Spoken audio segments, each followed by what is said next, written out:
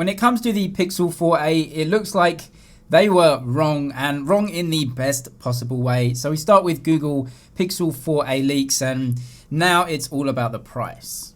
It is the same before every Pixel phone launch, and that is the literal phone being in the hands of reviewers weeks or months before. We know absolutely everything. We've seen it. We've seen reviews of it, but the price is left to shock us.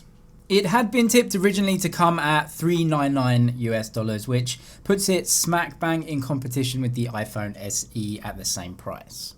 And it certainly wasn't the cheapest deal for a Snapdragon 730G chipset. For sure, there are way cheaper phones with that chipset, but it's a Pixel phone, you get stock Android, and you also get that amazing camera. So according to some new information, it looks like the original price of $400 US was wrong, and it's actually going to come cheaper than that. At least the new info tells us that the 1 to 8 gigabyte storage option comes in at a price of $349, which is $50 cheaper than the iPhone. And apparently there is a 64 gigabyte option as well, which means that we can expect the base model to come way under $349. Are we maybe guessing that it can come as cheap as $299? I guess we'll have to wait for the official launch to see the exact pricing that Google gives us, but this is really exciting news, and I hope it's true, because a cheaper price for this phone will certainly make it more tempting for consumers. You're getting stock Android, the amazing stills camera, an OLED display, a really modern design. Yes, the chipset doesn't go head to head with the A13 that's found in the iPhone SE, but you're getting so much more. You're getting the modern design, a good camera still. Hopefully Google has learned from the Pixel 4, because that phone just came at a really crazy expensive price and it just didn't sell in any big numbers. And to be honest, in the Android world, there's just too much competition. It is really fierce, but if the Pixel 4a came at a really good price, it may actually tempt some people to go for that rather than swaying into the iPhone SE2. We'll have to wait and see.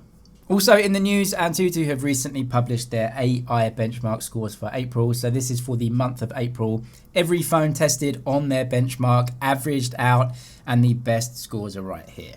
Unsurprisingly, the brand new flagship, the Snapdragon 865, is leading the race, but actually the Exynos 990 from Samsung used in the S20 series isn't too far behind. You can also see the Snapdragon 765G actually fares pretty well in this test. And actually it does beat the Snapdragon 855 apparently in this test, but again, this is just the AI test, and in the real Antutu benchmarks, the 855 I think is still more powerful than the mid-range 765G.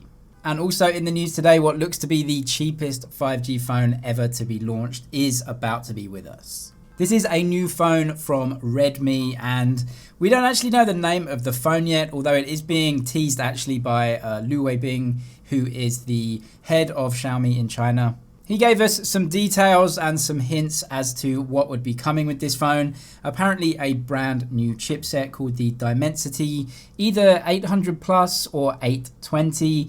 I guess they're changing the name of that chipset, but anyway, this is probably going to be one of the cheapest 5G phones. The phone itself actually looks really interesting, a 6.6 inch OLED display. So OLED displays are moving down into cheaper phones right now, so that is also a really good move. A 48 megapixel main image sensor, a pretty big battery at more or less 4,500 milliamp hours, and either 22.5 or 30 watt fast charging. So in terms of the specs, they actually look really good for a budget device. And the base variant coming with 4 gigabytes of RAM, and that is a telltale sign that this is going to be a cheaper budget type of phone. So MediaTek are releasing a bunch of chipsets right now. We have the Dimensity 1000, the 1000L, Dimensity 1000 Plus. Now we have the 800 series, this 800 Plus, or maybe called the 820. Not much more is known about the device apart from, obviously, you can see it right here. It has been listed officially in China, so it definitely is coming, but we don't know how Redmi are going to brand it right now. Subscribe for all the latest tech news and videos. That's it for now. I'll see you in the next one.